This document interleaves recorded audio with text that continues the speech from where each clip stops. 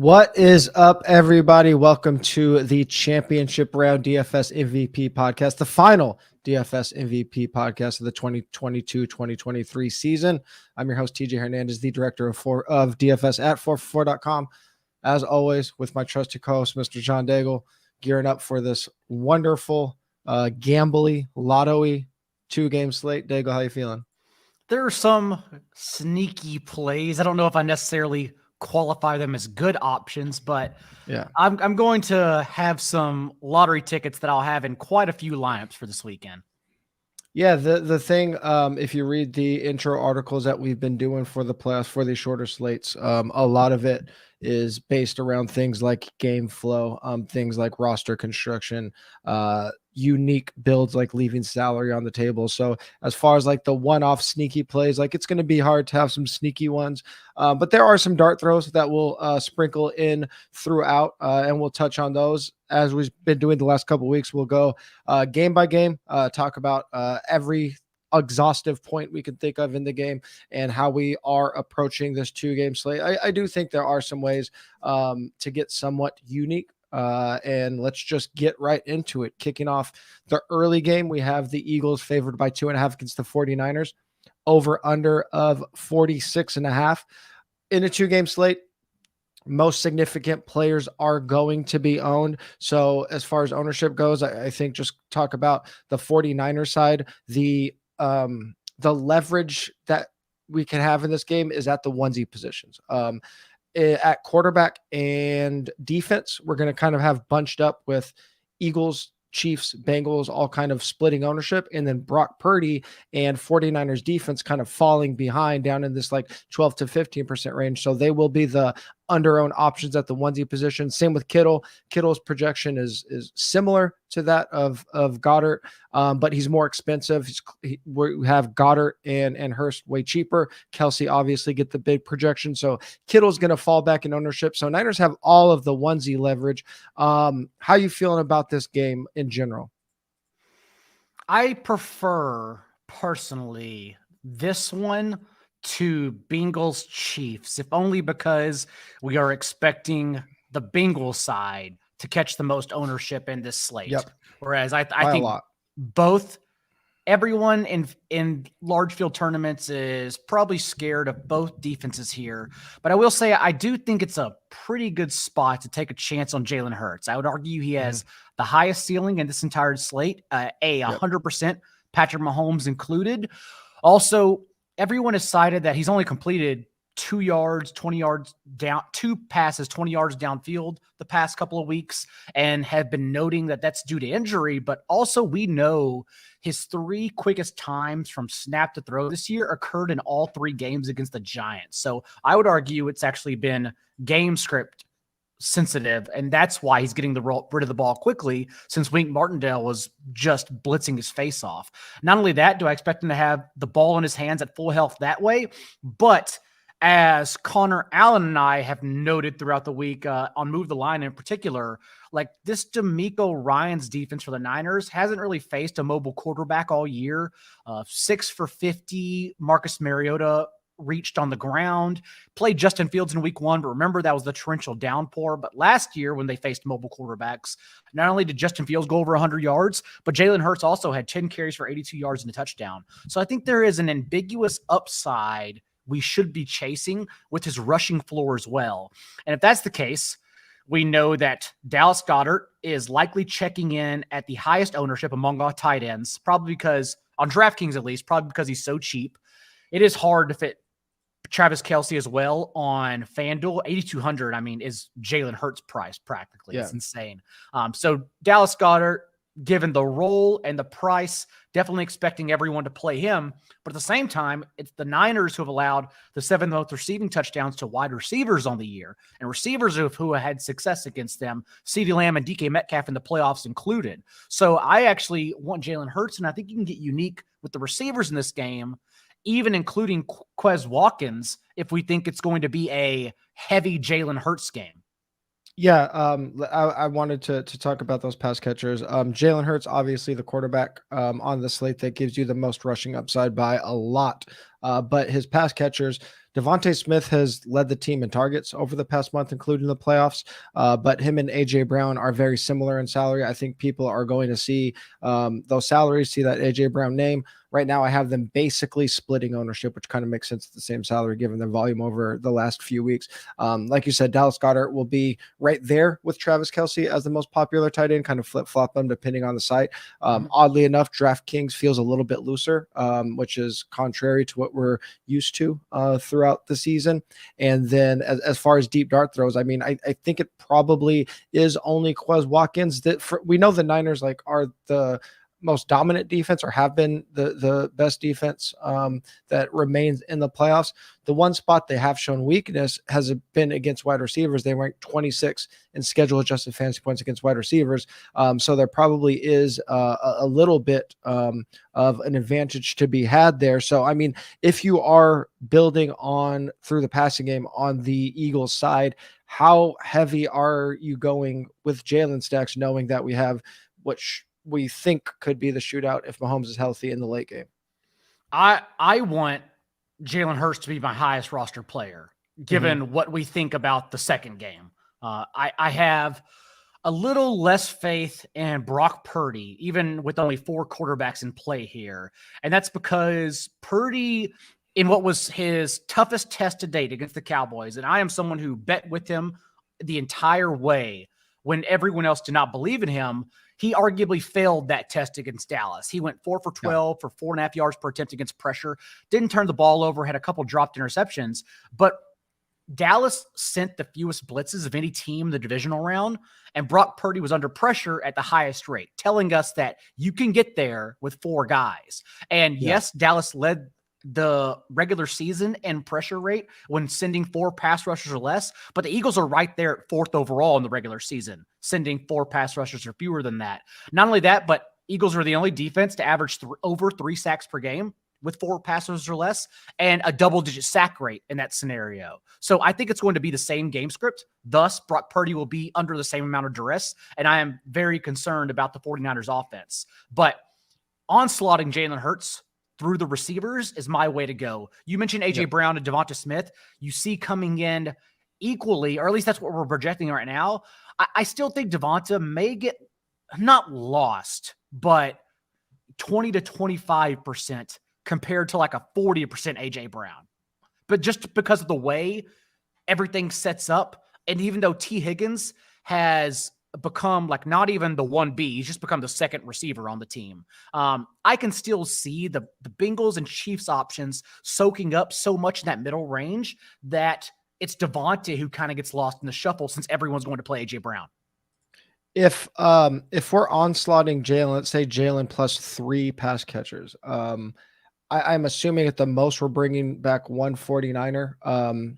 With the way you're thinking about their offense in that game flow in the onslaught, like one bring, whether it's CMC or a pass catcher, we're limiting it to 1, right?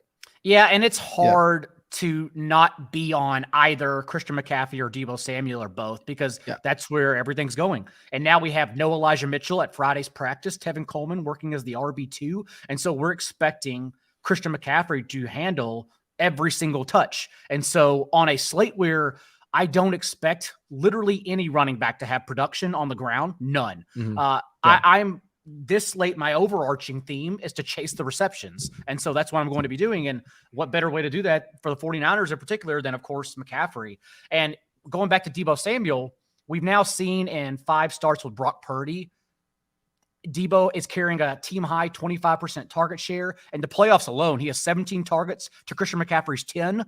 You can play George Kittle if you want, but I don't really have a good reason to play him. I would only be playing him because we've seen a touchdown ceiling, even though even that only happened because Deebo Samuel was out. But at least in a 4-game slate, if everyone's going to keep playing, Dallas Goedert or try to get up to Kelce, George Kittle's right in the middle to where I would just say, well, we've seen the ceiling before. Why the hell not?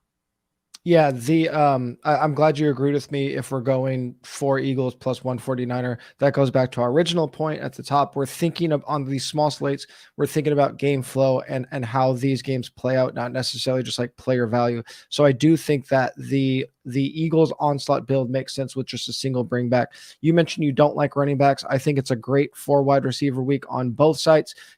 Two tight end builds always get inflated on these short slates, so you're not going to be super unique there. I do want to go back to, you said rough week for running backs.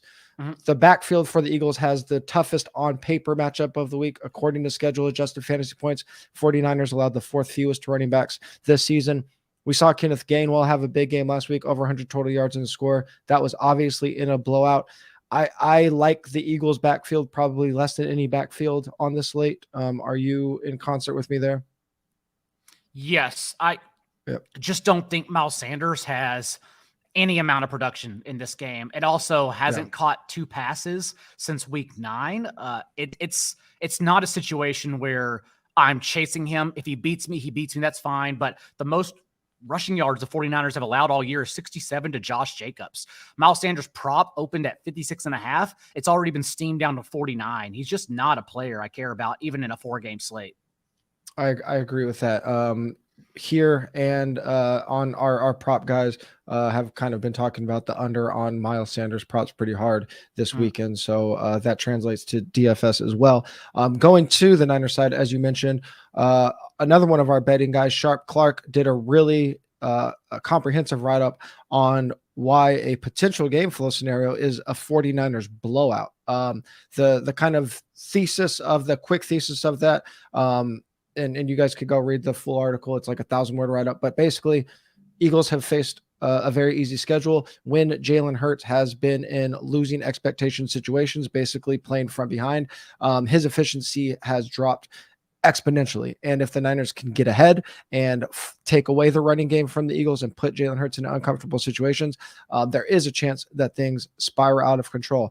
I like building into that game flow. It's not one that's going to like dominate our lineups if we're playing 150, but it's one that people aren't going to build around a lot. And I like the idea of building that way as well, because again, I don't like onslaughting this game from both sides. I think if either team gets ahead, it could be really tough for the other team to play catch up for the reasons you stated for the Niners, for the reasons Sharp Clark stated for the Eagles. Both teams are basically going to try to control the game when they run.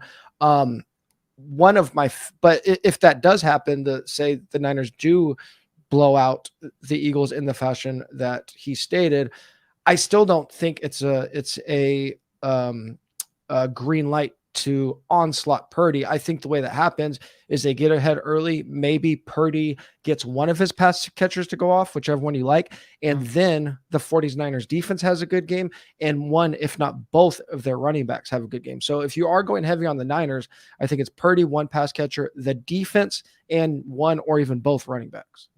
I like that a lot. Yeah.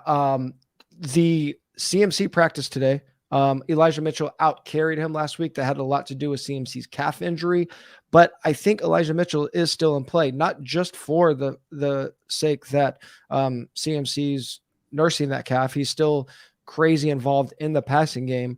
But if they do get ahead in that scenario that we laid out, I mean, there's no reason that Mitchell doesn't continue to get carries. So I think this is one of 2 spots where you could play 2 running backs on the same team together. Yes, though we saw in that month with Elijah Mitchell out, Christian McCaffrey was basically an every touch back, and the splits are skewed just because the Niners built some massive leads, and thus it became like a Jordan Mason trickle down in garbage time. But we do have one like relevant sample. They were in a competitive game in week 15, and McCaffrey out touched Mason 32-4. So I almost think we get that, but in the case of Tevin Coleman. But since we know Tevin Coleman, this happened without McCaffrey in the first few games, but we do know he was there receiving back whenever Mitchell was out previously. So maybe like Tevin Coleman does catch a few passes. And honestly, that's probably all you need on this slate. Yeah, I actually like CMC the most in and I agree with you. I think Elijah Mitchell makes the most sense in the scenario that Sharp Clark laid out where the Niners run away with it. I kind of like CMC the most in lineups where I'm kind of light on this game, because like you said, if this game is close and goes under and is kind of low scoring, I think it's just a lot of CMC. That's fair. Are there any super deep dart throws you like in this game? I mean, for me, it's kind of all of the 49ers just because they're going to be low owned. I think Brock Purdy in that scenario I laid out will be the contrarian quarterback because he also gives you a contrarian build with his salary. Elijah Mitchell and 49ers defense are probably my favorite ones. I like you like Quez Watkins, I guess. Yeah, only because I like the Eagles side and the receivers we mentioned earlier is how you attack the 49ers. So just given the big picture discussion of Dallas Goedert being the highest roster tight end, in my opinion, Quez is a good pivot off of him. Plus, he's an 5 to 8% player in a 2-game slate with a stacking potential with Jalen Hurts. Best way to approach this game. Eagles triples with a single bring back, throwing Quez there if you want to get contrarian. Go very light with maybe just CMC and 1 or 2 Eagles, even if it does include Jalen, or as Sharp Clark laid out in a Niners runaway, which I just think people aren't going to be playing that lineup construction much. Purdy, 1 or 2 running backs, 1 pass catcher, 49ers defense might be my favorite build of the week. Let's go on to game number 2. This game is crazy because obviously we're all monitoring Patrick Mahomes' ankle. And as we have followed his ankle, so has the betting lines. Chiefs came out as the favorites. Bengals got up to 2.5-point favorites. Now it is back to Chiefs minus 1.5, over under 48.5. Before we get into it, just tell me about how you feel about Mahomes and how you feel about this betting line and if it's going to hit the over or the under. We do know a syndicate in Vegas actually took the Chiefs at the best number possible before Wednesday's practice, which is probably just tells us they had a little bit of information and thus they knew the line was going to move since Patrick Mahomes wasn't going to be DNP. So I don't look too much into that fact.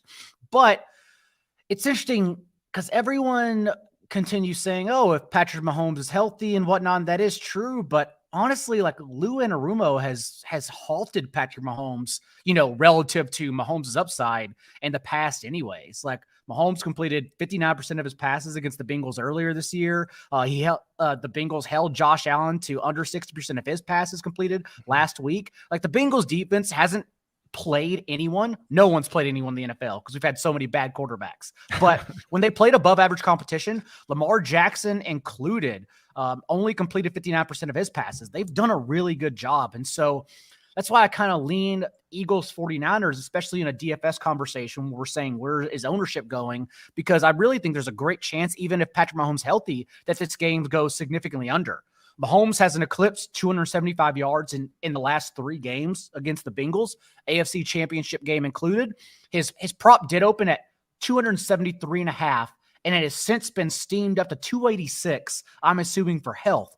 But I still consider 286 a pretty strong, like overconfident number given his history here and how well the Bengals have played against him. So I knowing they're going to get the Chiefs all their Jags back, just a bunch of guys running around who probably won't matter, but everyone's going to sprinkle in and keep playing Kadarius Toney and Jody Fortson and Clyde Edwards-Helaire, and the list goes on because good luck trying to figure out that situation because they really are all darts. I don't know genuinely. It's crazy to say this, but I don't know if Patrick Mahomes has the upside in this game. The thing that I wrote up in my article on the slate is that if we're going to go heavy on the early game, I think it makes most sense to be on Bengals to fill out the rest of your lineup for 2 reasons. 1, because of what you stated, because of how the Bengals defense is played. 2, we have to factor in the chance that Mahomes re-aggravates his ankle, and whether that means he doesn't play the rest of the game or he's out for multiple series like we saw last week, that really impacts it. And I think obviously if early game onslaught, whether we're on the Eagles or 49ers side of it, is going to win a tournament, we most likely need this game to go under. And if this game goes under, it's probably because the Bengals are winning, not because the Chiefs are winning. So I think that's how you apply what you think is going to happen to our lineup builds. The other thing that I think we take from Mahomes ankle injury is I think it sets up two very distinct offenses for the Chiefs. Nate Taylor, who's the Chiefs writer for The Athletic, laid out a game plan that the 49ers were implementing if Mahomes is really struggling on that ankle. And basically it was a lot more 12 personnel, which means more Noah Gray, more rushes for Isaiah Pacheco, which will help alleviate some pressure off of Mahomes, and more jet sweeps and screens to the Kadarius Tonys, still involving Jerick McKinnon, which I think two running backs is viable. And if Mahomes is feeling good on his ankle, in this week 13 game against the Bengals, rewinding back a few weeks, Mahomes had his highest average target depth of the season, 10.5 yards average throw depth. So more likely to go downfield, more likely to take longer drops, to sit in that pocket, to scramble around a little bit more. So it really does change the scope of who is in play depending on how you think Mahomes is going. If Mahomes is feeling healthy, it puts the MVS type more in play. If he is dinking and dunking and trying to get it out quick, it's more Juju, probably more Pacheco because he's going to get more runs. I think Jerick McKinnon is in play no matter what, but two really distinct game plans, which I think is an interesting way to think about it and how you think about Mahomes' ankle, and really just building differently depending on if he does feel good or if he doesn't. Yeah, and it's just interesting because Jerick McKinnon did outsnap Isaiah Pacheco 24-9 in the second half, which makes me kind of want to push back on the Isaiah Pacheco being. I think McKinnon's the best running back play on the slate. Okay, good. Because I'm just saying, if Mahomes is really struggling, then they're kind of like force their hand a little bit and give Pacheco some more carries. Yeah, and see, I actually think like that's why I like McKinnon more, because if Mahomes is struggling, I almost think they still trust McKinnon more based on that second half usage. Sure. Whenever Mahomes is injured, because Pacheco cannot block, McKinnon is their best pass blocking back. So I would actually expect him to be in significantly more than Pacheco, and that carries narrative to sort of die out. That's the way I'm looking at it, honestly. And so, I love, I mean, how can you not, especially after a 0-catch game? It's just like the ultimate easy bounce back spot for McKinnon. Yeah, for me, healthy Mahomes equals McKinnon by himself dominating.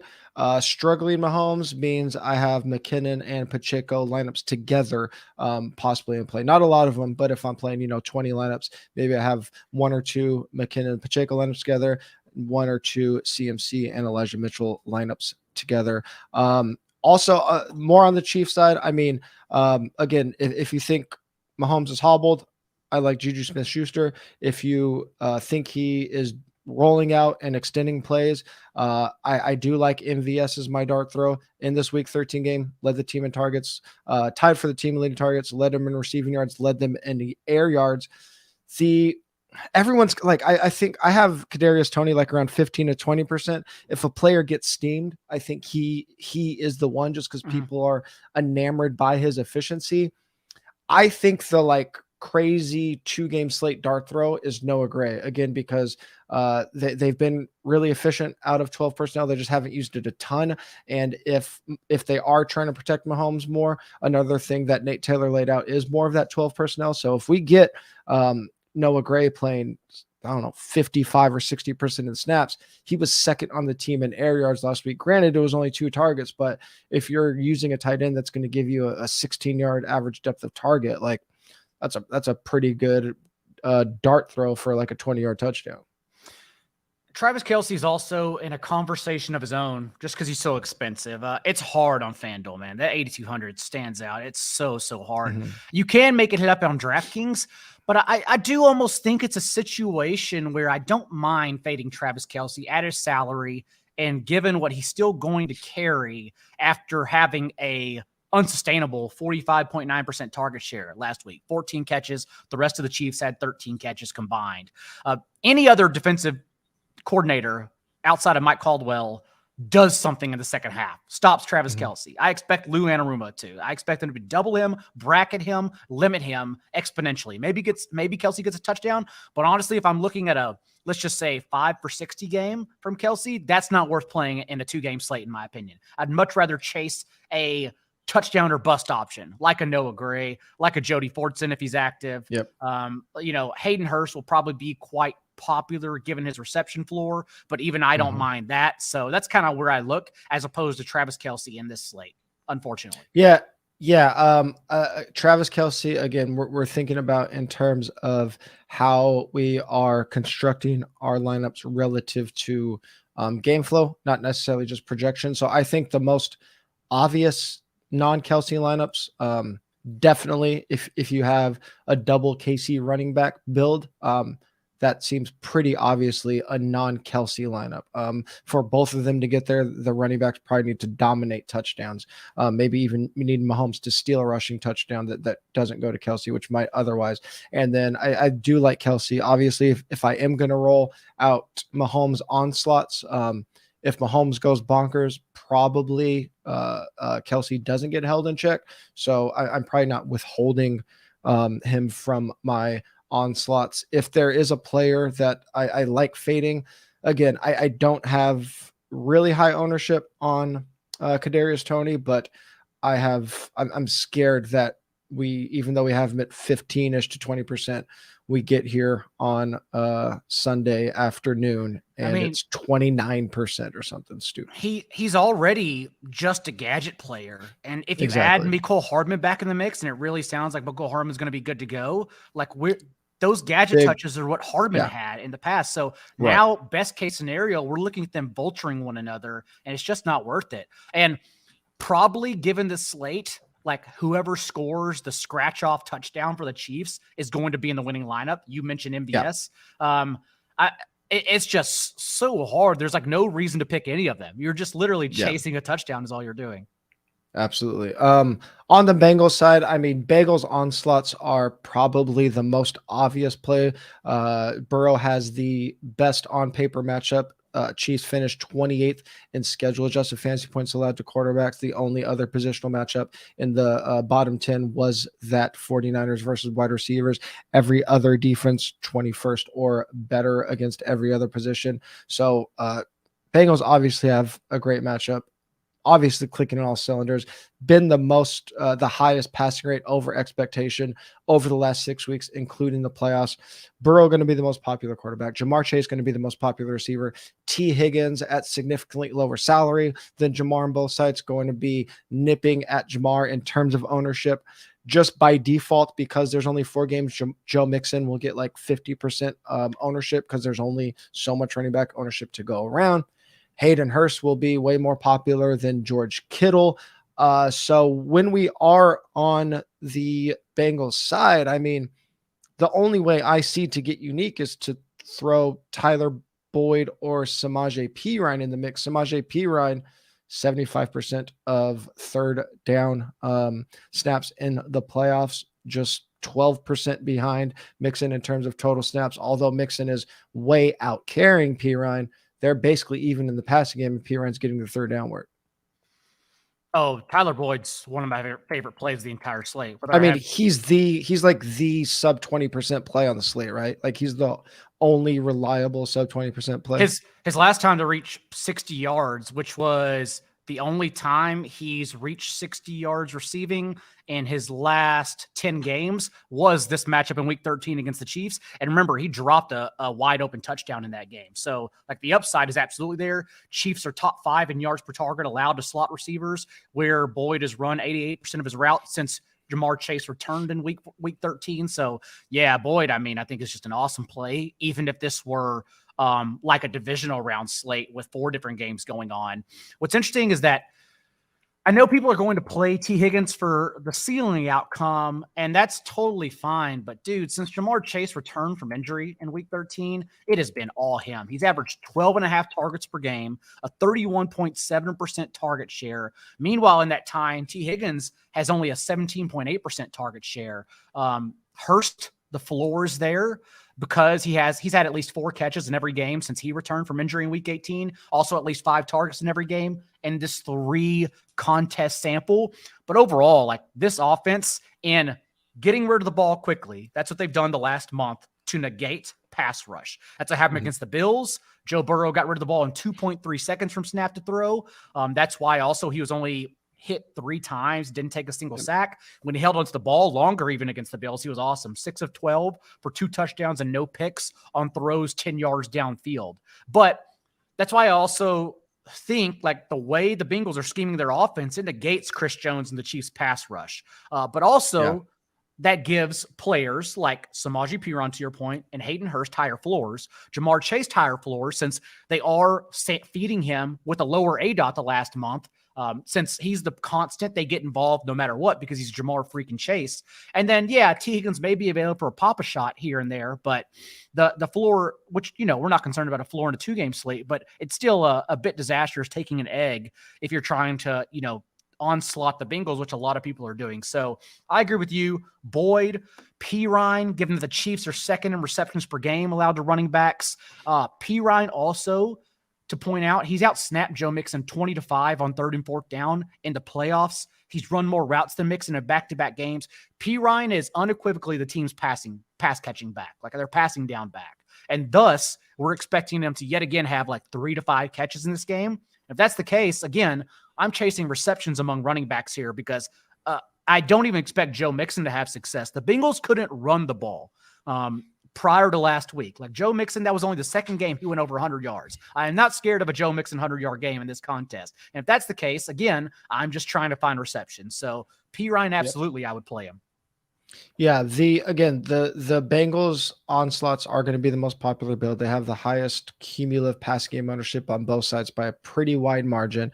Jamar Chase is perfectly good chalk. I mean, on these short slates, like ownership is obviously important, but we're thinking about more combinations and game flows, and except for these super dart throws, I think something like leaving salary on the table might even be more important than cumulative ownership on a 2-game slate. So I think Chase is fine. My point is, I think probably my favorite way if I'm doubling Joe Burrow, actually I should say if I'm leaving a player off for Tyler Boyd, it's going to be T. Higgins or Hayden Hurst, even though Jamar Chase is way more expensive. I want to make sure I have Chase with Tyler Boyd.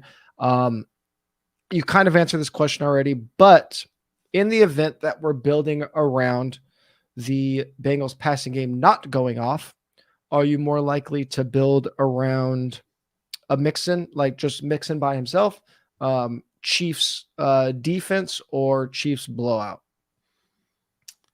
Chiefs defense, even though I think Chiefs defense will probably be higher roster than 49ers defense. I'm still trying to they will. 49ers I'm still trying to find a way to play defense on this freaking slate because I hate all the options. And Eagles are going to be the highest rostered, so I don't know what to do just yet.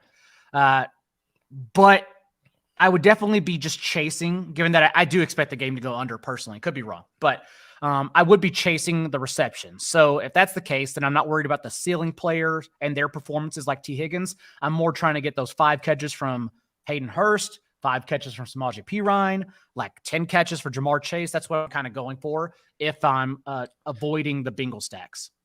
Yeah, if I'm avoiding the Bengals stacks, I think something like Chiefs defense and Jamar makes sense, because like Chiefs defense probably has a good game, and then they're forced to throw a bunch, and Jamar just racks up the volume. So if I'm fading Bengals stacks, I think I still probably play Jamar by himself quite a bit.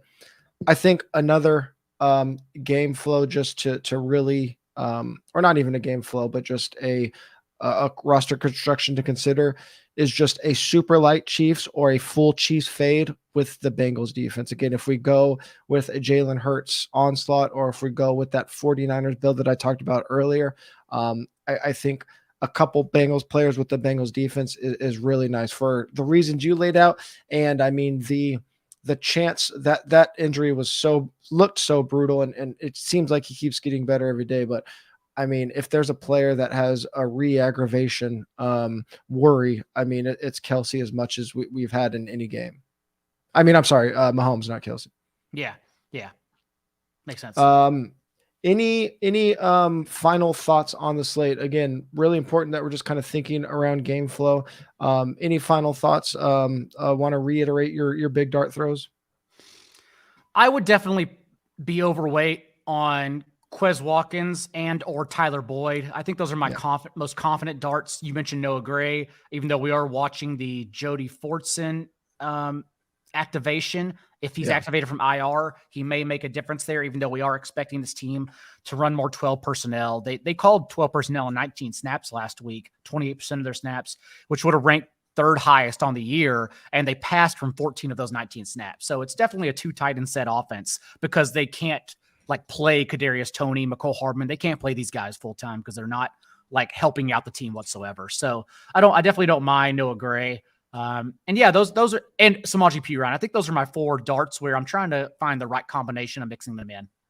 Yeah, my darts are all of the contrarian onesies in one lineup. Purdy, Kittle, Niners defense in the same lineup together. And then 2 running back builds, builds with CMC and Elijah Mitchell together, and builds with Isaiah Pacheco and Jerick McKinnon together. I think that's a fun way to try to get unique this weekend.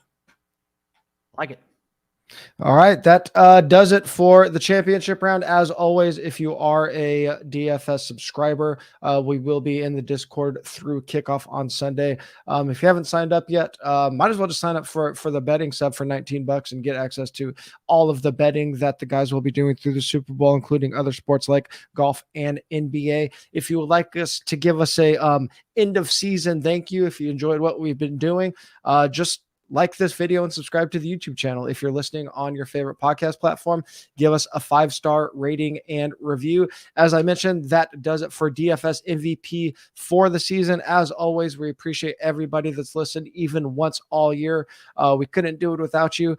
The betting guys will still be on podcasts. We still have some most accurate podcasts, and we are not far away from best ball season, so we're taking a break, but we will be back in some capacity probably before you guys are even ready for us. So thanks again for another great season. If you miss us and want some more of us, you can find us on Twitter. Daigle at NotJDaigle. I'm at TJ Hernandez. 4for4 is at 4for4 football. Good luck in the championship round. Talk to you guys. I don't know when, a few months. Who the hell knows?